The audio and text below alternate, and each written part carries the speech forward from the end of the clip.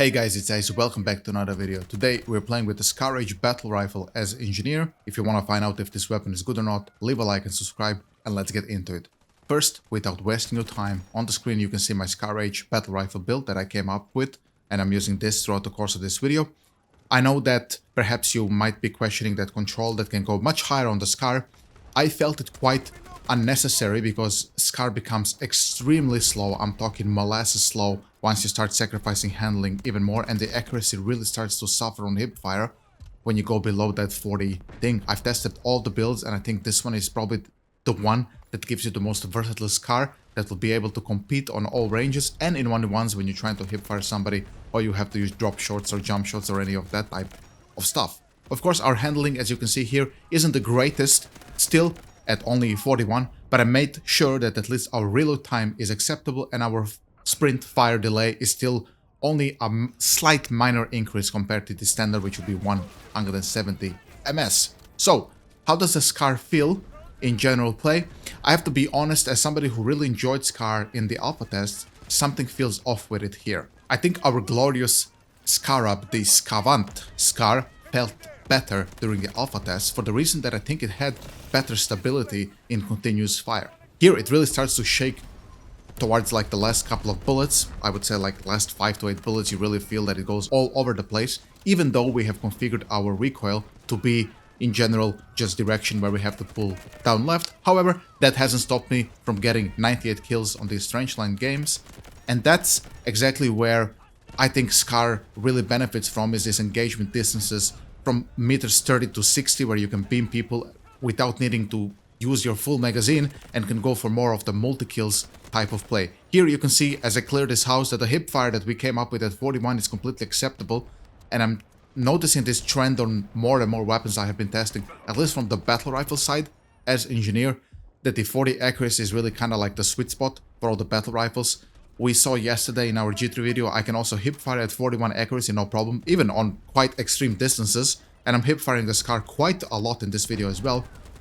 So I think if you want to try to mess maybe with the Ash 12 or M7 battle rifle before I came out with my builds for those weapons, try to maybe hit that sweet spot of 40 to 41 accuracy. I think you'll be completely fine, and going more than that is completely unnecessary. I have to mention one thing because I don't want to mislead you. The barrel I'm using here on the Scar isn't the longest barrel that we have available to us. There's one which offers even more control, stability and muzzle velocity, but throughout my testing with it, I have found that it still requires me to lead targets quite a bit on range, just like I have to do with this practical long barrel we have.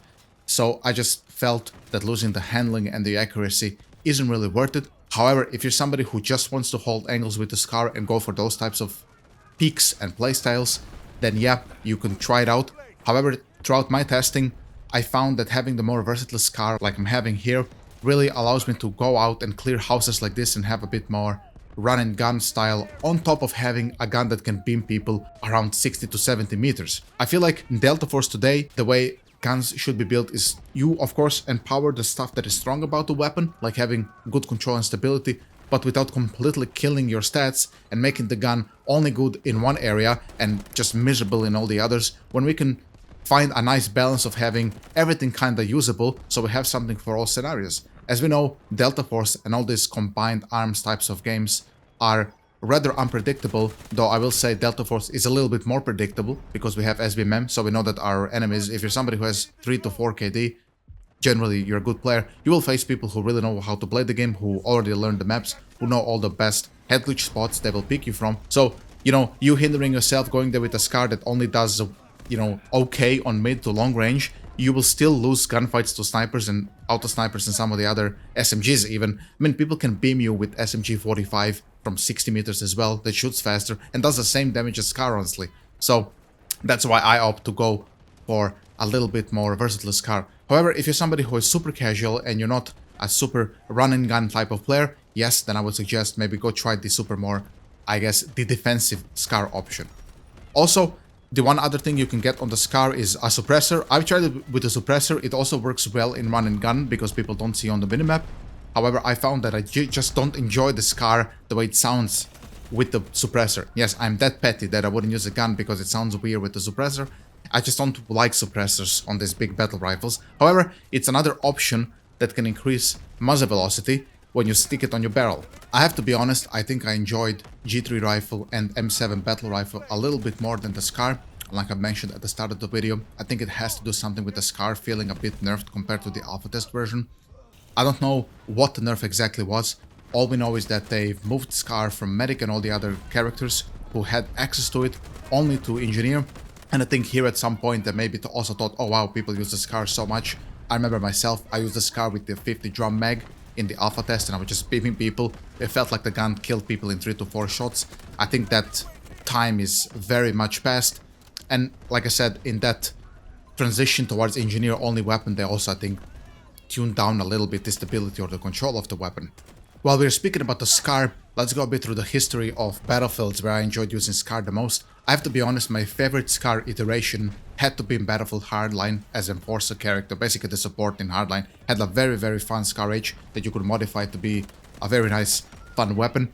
I think BF4 is also a very good contender, of course, if you played Medic. I didn't play much SCAR H in that game, but it was also a very strong weapon. I think it even received a couple of nerfs because of how strong it was. And then we have Battlefield 3, where SCAR H I think was only available on the Engineer, but I've just used M4A1 there.